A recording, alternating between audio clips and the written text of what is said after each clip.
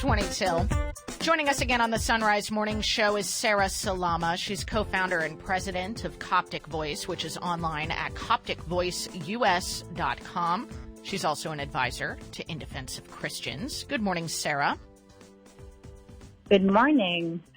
Now, we're going to be discussing the case of an Egyptian woman named Soad Thabet. I hope I'm pronouncing her name correctly. Before we get into the recent developments, can you give us an overview of her story? Sure. So back in 2016, in the governorate of Minya, which is about 300 kilometers from Cairo, Egypt, Mrs. Thabet actually was dragged through the streets of the village, stripped naked at age 70, due to a rumor that her son was in a relationship with a Muslim woman. As part of the attack, her home was raided, several Coptic homes were set on fire, and businesses were vandalized. Since that time, Soad has been coerced. The state has been trying to coerce her into a reconciliation session, which is kind of a sidestepping of the official judicial system in Egypt. The police wouldn't take her reports. The courts wouldn't hear her case. It took over 4 years to get a judgment. The courts kept remanding the cases to other courts. Now, finally, in 2017, the main perpetrators, who were accused of stripping her down and dragging her through the streets, were were sentenced with 10 years of prison. However, in December, the courts on a retrial acquitted them in absentia. So Acquitted them. The community completely acquitted them of any charges. Meanwhile, her son at the time was charged with adultery and served a 2-year sentence in Egyptian jail. Wow. Did the court give any reason as to why they were acquitting these men who had originally been sentenced to prison for this? They did not. This is kind of a repeated pattern of being unable to rule in favor of Coptic Christians in Egypt when they are subjected to attack. It's a little bit of a national security thing, and it's a lot of discrimination, of course. They are probably apprehensive as to the reaction of the Muslim-majority country should they sentence the perpetrators to actually serve the 10 years. Right. And I'm just wondering, do you see this story as sort of a case in point when it comes to the situation of Christians in Egypt? They're just basically second-class citizens. Exactly. It's very well said, and it's very accurate. This is an excellent test case, an excellent kind of prime example of the situation of Copts in Egypt.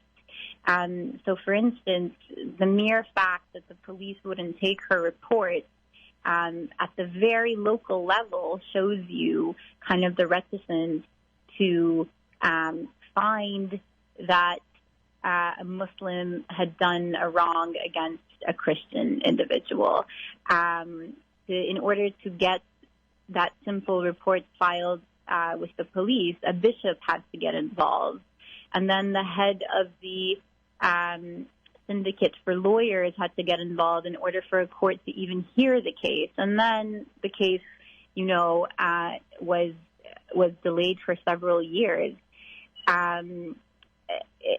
The bright spot in all of this, believe it or not, is that the case was actually tried.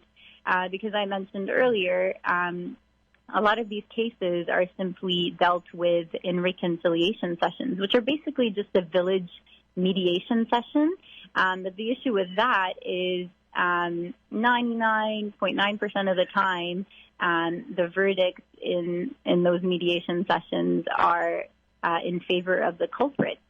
And so Copts end up having to leave their village because of the shame involved. And it's just not a situation that's conducive to any form of justice or retribution. Well, the original attack happened in 2016. How is Mrs. Thabet now? Do we know? She has been quoted as obviously being very disappointed with the verdict in this last case. They plan to take it on appeal. And she kind of has this resort that is common in all Copts in these situations where we just, lean on God to preserve our rights, which is an admirable thing, but it's definitely an issue that needs to be dealt with in the state system. Well, most certainly. Well. I mean, can anything be done to rectify the situation? I mean, I know that you speak out for Coptic Christians with Coptic Voice. Are you calling on the U.S. government or any international government to try to step in and help? Definitely. I mean, the U.S. government specifically aids Egypt through its foreign military funding and other economic aid. Egypt is the second largest recipient of foreign aid from the United States, second only to Israel. And so we would like to call on the U.S. government to use that funding more than just for counterterrorism, use it to build infrastructure within the judicial system, use it to train judges, to train lawyers, and also make it conditional on Egypt having a semblance of adherence to the values that America holds so dear. There's a lot of leverage there.